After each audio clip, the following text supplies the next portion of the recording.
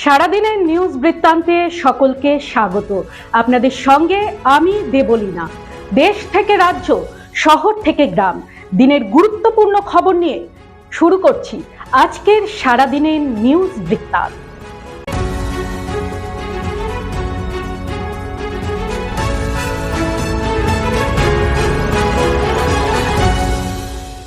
সারাদিনের নিউজ বৃত্তান্ত নিবেদন করছেন জুয়েলার্স, সোনা যা সর্বক্ষণের।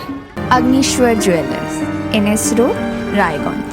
শ্রী ঢাকা জুয়েলার্স, আভিজাত্যের গয়না। ত্রিনয়নী জ্যোতিষ কার্যালয়, শ্যামপুর মোড়, দেবীনগর, রায়গঞ্জ।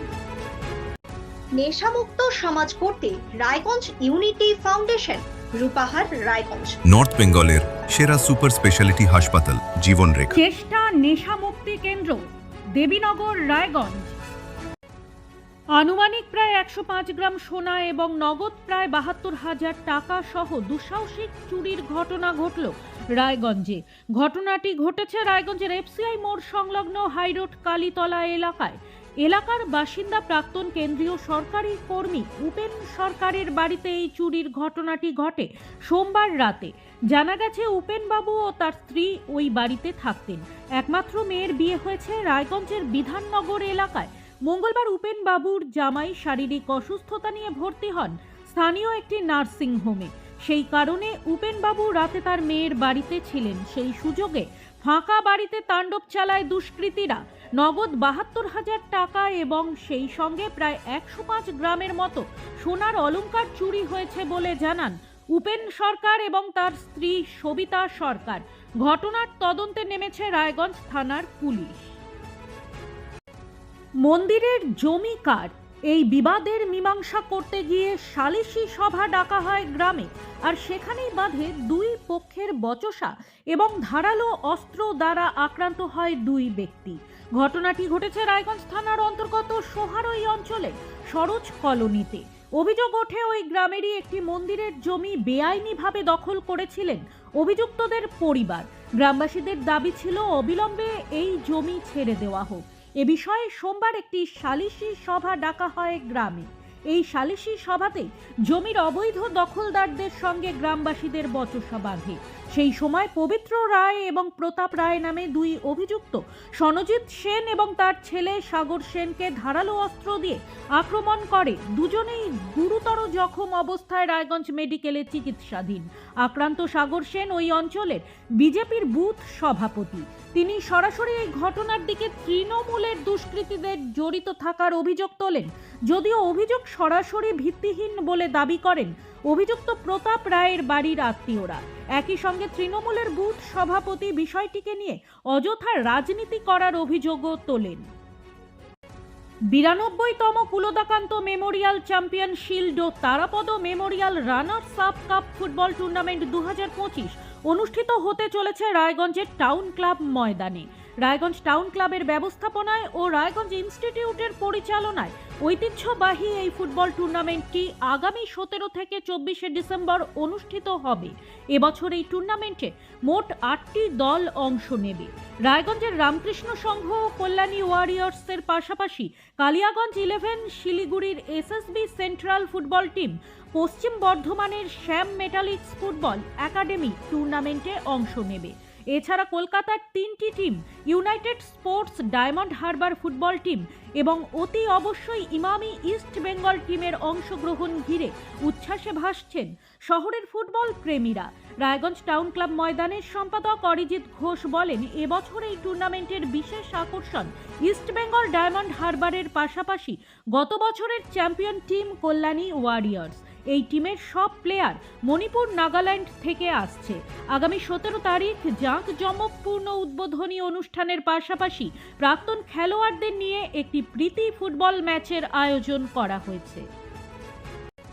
সারা রাজ্যের সঙ্গে তাল মিলিয়ে উত্তর দিনাজপুর জেলার রায়গঞ্জ ব্লকেও মঙ্গলবার উদ্দীপনার পরিবেশে পালিত হলো তৃণমূল কংগ্রেসের 28তম শ্রমিক দিবস।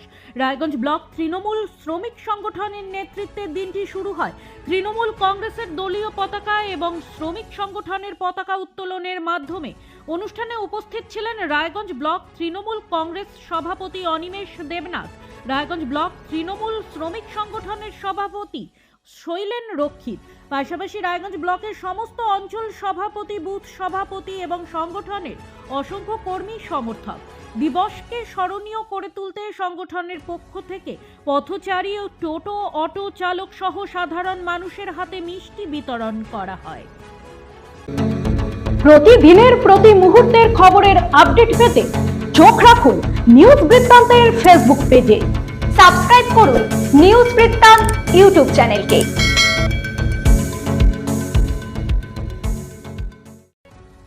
হেমতাবাদে বিভিন্ন কর্মসূচির মধ্যে দিয়ে পালন করা হলো তৃণমূল কংগ্রেসের শ্রমিক সংগঠন আইএনটিটিইউসির প্রতিষ্ঠা দিবস।